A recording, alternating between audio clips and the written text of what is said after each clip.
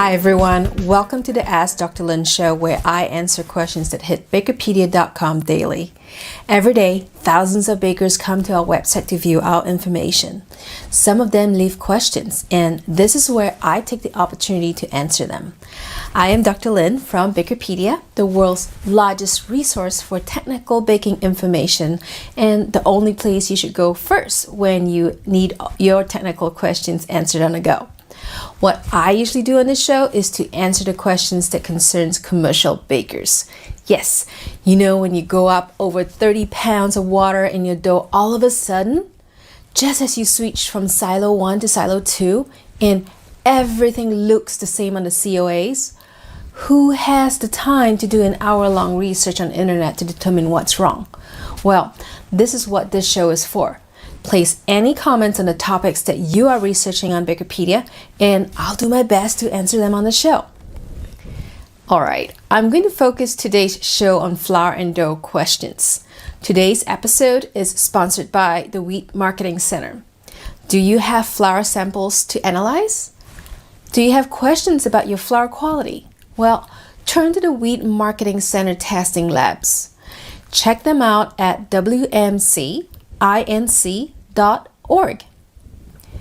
In this episode, Dr. Jane Bach and I discuss flour treatments and answer few questions during our live stream at the Wheat Marketing Center. Enjoy. Thanks, Lynn. So let's go ahead and get started here. And just to give you a brief rundown of how we've structured this webinar today, we're going to spend about 5 minutes on flour treatments, another 10 minutes on flour specifications, and then we'll wrap it up with about 15 minutes or so of analytical techniques that are likely to show up or that you can request in those specifications. So let's go ahead and get started with the flour treatments. Here.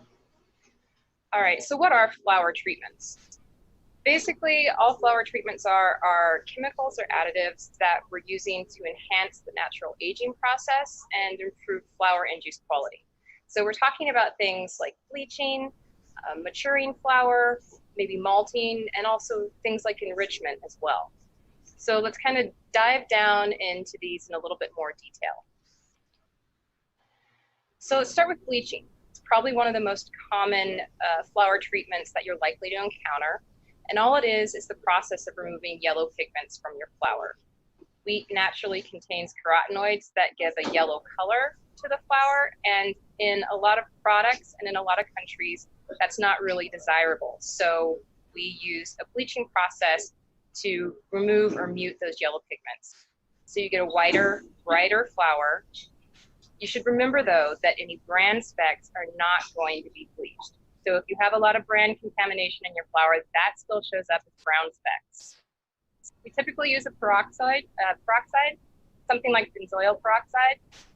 We'll do this for both hard and soft wheat flours to improve the color. There's really no effect on baking performance, but it will say on the label that it's a bleached flour.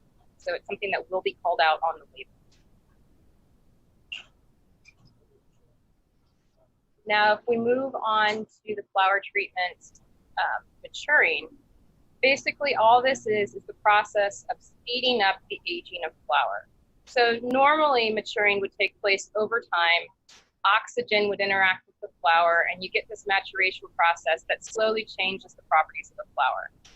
We don't really have 6 months to wait for that to happen. So a lot of times we'll use an additive to speed up that process and do the exact same thing the oxygen would be doing naturally to the flour over time.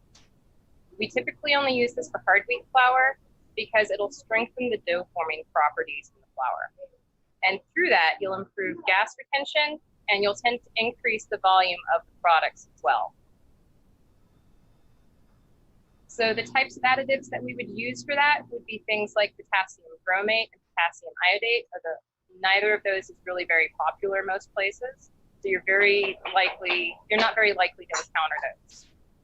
Azodicarbonamide or ADA is another option, although it's kind of fallen out of favor with consumers, so you don't tend to see it as much as you used to.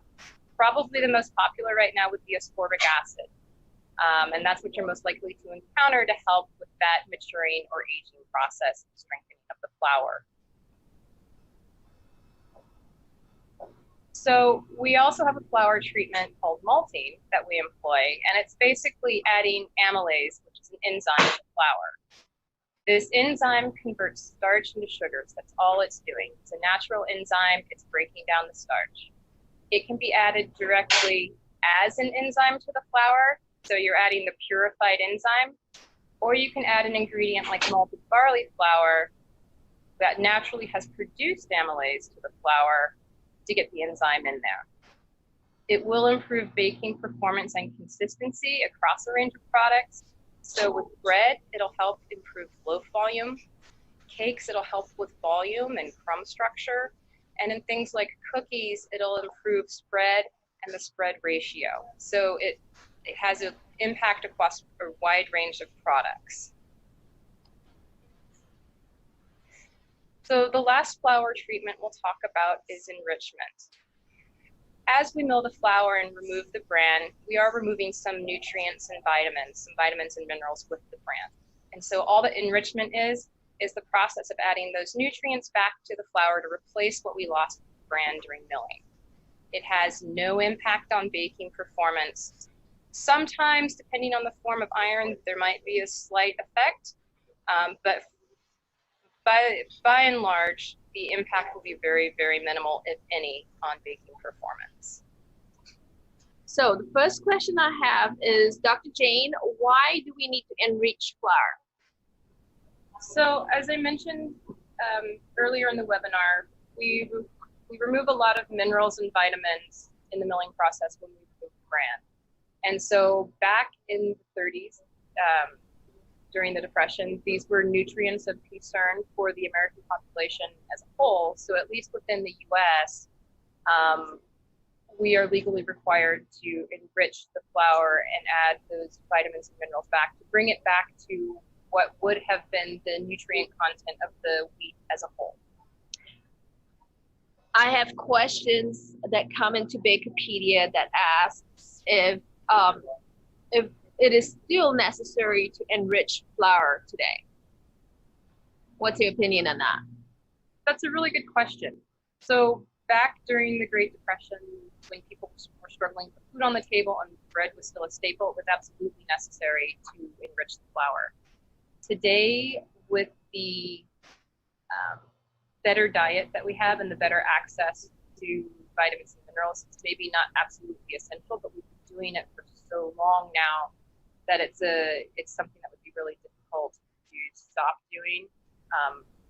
Breads and cereals are still staples for a lot of families. Mm-hmm. The other thing to keep in mind is that we also started adding folic acid to a lot of these grain-based products, which are important for small children and pregnant women to prevent neural tube defects. So that is also another nutrient of concern in very specific populations. And so that's one of the best ways of administering it. So yes, we still need to, yeah, right. Can anyone in the US get flour that's not enriched?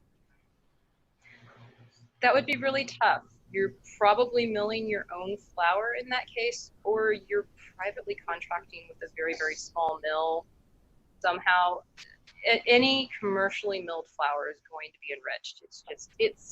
It's required. Legally required. It's legally required. Right. So no, you can't get unenriched flour unless you get that flour from Europe or something. I was going to say, yeah, you get a contract for that. Yeah. Okay. The next question is, I understand that flour keeps aging through time. After how many days would you consider it becomes stable? That's an excellent question, Laura. That's a really good question. I actually did some research on this a couple of years ago. And so there's an initial period of time after milling, so about 2 weeks or so after milling, when a lot of changes take place. So I would say it takes at least 2 weeks for the changes to slow down. It takes more like 2 to 3 months for the changes to kind of hit a plateau and kind of level out and stop for a while. So at least 2 weeks minimum aging time required. More like 2 to 3 months if you want to hit a place of stability where the flour isn't changing every single day. So in an ideal world, you would have the flour train on rails shipped to you. It'll take about 2 weeks around there. And then have this perfect silo sitting out in this huge space that you have as a bakery to age it for 2 to 3 months. But we know that's not going to happen. So how do bakers take advantage of, how do they age flour naturally? What suggestions would you have? Some of it, some of it depends on packaging. So obviously, the more oxygen permeable the packaging, the more aging can take place. So back in the day, you could use burlap bags. That's not exactly sanitary anymore, so it's not really realistic. Please don't ask for burlap bags anymore. No. And please don't dress your kids in them. No, really the only realistic way to do it is to use dough conditioners, to use the additives, and to get that oxidation taking place at a much faster rate so you can use that flour that much quicker. Right, great. Next question. What would be the most important specs for a frozen bread flour? That's a really good question. So one of the critical aspects of a frozen dough, of a flour for frozen dough applications, you really need to have nice, strong gluten properties so that it can withstand the freezing process and come out on the other side and still perform. So you're definitely looking at higher protein content, and you're looking at any test that will give you an indication of protein strength, whether that's greenograph mixing stability or development time or wet gluten content, SRC values, looking at the gluten performance index, anything that just shows you that the protein is strong. So not just only a higher protein quantity, somewhere above 13 maybe? Right. You want it above 13, but also the quality, the absorption has to be higher, the peak has to be higher, and the MTI has to be higher. Lower. So, lower. Yeah. Yes, correct. Yeah. So those are the things that you need to look at in terms of finding a flour that's suitable for freezing. Not only that, you have to look into freeze-tolerant yeast as well. And we will cover those in the next live webinar Q&A. All right, next. What is a good MTI for bread flour? That's a good question. It depends on the type of bread you're making. So you can have a higher MTI if you're using a gentler process. So maybe an MTI around 50 or so would be good. If you're using something that's more aggressive, you need a much lower MTI, maybe down around 20. Right. I would not go like much higher. Pizza doughs, right. You can have a lower MTI. Right. Frozen dough, artisan bread, bagel, gotta have high MTI. Right. Great. Why can't we have ash-free flour? So even though we use ash as a stand-in for bran contamination, there's always going to be minerals in the endosperm, the starchy part of the kernel itself. So there's always going to be ash. Even if you had 0% bran in your flour, you'll have the minerals in the starchy endosperm, so there will always be ash. So why can't the miller just take off everything and just give us the good white stuff? So the centermost portion of the kernel where there's no risk of ash content is a patent flour, and that costs a lot of money because then the miller has to figure out what to do with all the other streams of flour that have the bran contamination in it. And they're typically going to get less value for that if they're selling it by themselves. So it's better for the miller to be able to mill everything into a straight grade where you blend all the streams together, even those that have a little bit higher ash, to come out with something around 0.5, 0.6% ash. It works better for the miller. So you're telling me that I can get like 0.3% ash flour, and I just have to pay for it. You have to pay for it. Yeah. All right. And there's such a thing, right? I mean, I've seen Japanese flour. I was gonna say, yeah, cake flours, especially those for Japanese cakes, will be very low in ash content. What is it usually? It's always below 0.4. You can start to push 0.3. I don't know. 0.3. I don't think you're going to get lower than 0.3, but you can start to get close to it. Right. All right. So if you have any more questions, just enter them in the Q&A. Just hover your cursor over the screen. In the center of the screen, there's a Q&A folder. So click on there and enter your questions. We're coming towards the end of our question queue, so we can afford to handle more questions. All right, next questions. Next question is, sometimes we get a falling number closer to 150 than the target at 200. What should we do in that case? Wow.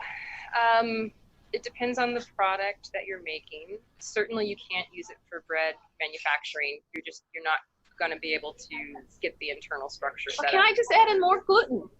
No. So that's a typical question. Yeah. No, you can't add in more gluten because the final structure of bread is set by the starch. So if your starch is all broken down, adding more gluten is really not going to get you there. So add more starch. I've got some wheat starch sitting around. The other thing you have to consider is that at 150 seconds, you've liberated a lot of sugar from that starch that you've broken down, so you're going to get a lot of browning. So even if you add more starch in there and you can actually get the product to set up the way it's supposed to, you're going to have a lot of excess browning due to all of that excess sugar there. So I would hesitate to use it at 150. So you're telling me that flour is trash? Yeah. So I can return it to the miller. You can try. I can try. All right, I'll try. So if you're having any problems with falling number and it become less than 200, keep an eye on the browning, keep an eye on water absorption, keep an eye on structural issues. Yeah. All right, Laura asks, when enriching flour, doesn't the oven destroy many of the added components, which I think means doesn't the oven destroy the enrichments? Right. The enrichment. A lot of so certainly not the iron component. That's indestructible. Iron's indestructible.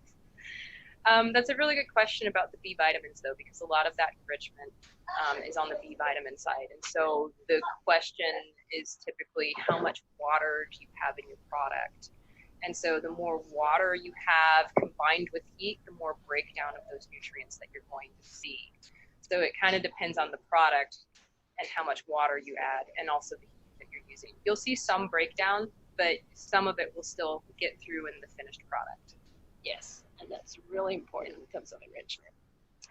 All right, next question. Brandon asks, what am I sacrificing by using a straight dough process for my frozen dough product rather than a sponge dough? Should I use more maturing additives? So this is like a twofold question. There are two things going on there. Well, firstly, it's very difficult to say how your dough is going to work without knowing whether it's an aged flour or green flour. Obviously, if you use a green flour, you're going to need maturing additives. Brandon, can you tell me what kind of flour you use? Do you use a green flour that is milled within 24 hours or aged flour that's milled more than 2 weeks ago? So am I sacrificing by using straight dough for my frozen dough product or a sponge and dough? So most frozen manufacturers do not use the sponge and dough method, mainly because you want the yeast to be inactivated. And that's why many frozen dough manufacturers use the straight dough process and really a very low final temperature, dough mixing temperature. Unfortunately, that's not very friendly to the extensibility of the dough, and you're going to get a lot of tearing. And if you put the dough through a dough pump, if it's a more gentle, say like a stress-free Rayon system, then you don't need to worry about the tearing. So Straight dough, definitely for frozen dough product, not sponge and dough. And yes, unfortunately, if you use green flour, you have to have maturing additives, unless you have the luxury of aging your flour, which I don't think most bakeries have the luxury to do that, right? So I hope that answers your question. Next question. How do I allow my flour to mature without getting flour beetles, especially when it's hot? That's really tough. I mean, honestly, the best way to do it is to use some kind of dough conditioner to speed up the maturation process. I mean, the best way to prevent flour beetles is with packaging and with temperature control. So a lot of times that means putting your product into refrigerated or low temperature storage, which slows down the maturation process. So I'm not exactly sure what the conditions are like there, and what the regulations are around additives in your flour, but I would suggest using dough conditioners and better packaging to keep the pest infestation to a minimum. Right. I also once consulted on a bakery that had a beetle issue, and the eggs were pretty much everywhere. So it's a sanitation problem. So you need to make sure that you sanitize your plant properly. Make sure that all your shells are dust free. And also, where's the origin of the beetles? Are they coming from somewhere? Like, you need to seek out the origin. And pretty much, as long as your room, your storage room or storage facility is beetle free, you're not gonna have this as an issue. So really sanitize properly. Don't forget your air filters, and basically be really clean, and make sure you inspect every batch of flour coming in. Make sure there are no beetles in there to contaminate the rest of the batch. Yeah. You know, so there are ways to do this. Basically focus on clean and sanitation methods. Yeah. Okay. Next question. Is there a reason to add alpha amylase to a frozen bread dough if you're already adding sugar? Yeah, I mean, we typically add amylase to just about any form of bread products that we make because you get such nice performance during baking. I mean, you need to break down some of that starch in order to get proper loaf expansion during baking. So yes, the sugar that you add will feed the yeast and it will help with browning and whatnot, but you also need the amylase to help with the starch properties, especially during the baking process to get nice loaf volume. So if you are a baker, dosing alpha amylase is going to be a challenge. Yes. And alpha amylase pretty much works, like Jane said, works on, the sugars. You don't need to add sugar for amylase to work. So I don't know why you would use alpha amylase in frozen dough, because isn't alpha amylase a shelf life extender? Yeah. Yeah. And frozen dough usually don't keep for very long after they're baked. Yeah, it's more about getting the right alpha amylase in there. I mean, there are 3 different forms of amylase. There's a fungal source, there's the malted barley source, and then there's a microbial source. They're all suitable for different products, and so the key is identifying the right one for frozen dough. The shelf life extension comes more post-baking on the texture side of things. So it's more about keeping the texture soft after baking, in which case you probably want the malted barley flour. Yep. Or possibly microbial, but microbial is really hard to dose. It's easy to overdose a microbial amylase. So what Dr. Jane is recommending is if you are looking for a softer product after the dough is baked, then yes, use malted amylase. Well, that's all we have for today. Check out our Academy page for more live stream in the future. And if you need a question answered privately, check out our new offering. Follow the link below to get Dr. Jane Bach or I to answer your question. Before you go, please subscribe, like, and share this channel. Till the next time, bakers, quality problems? Check out your flour first.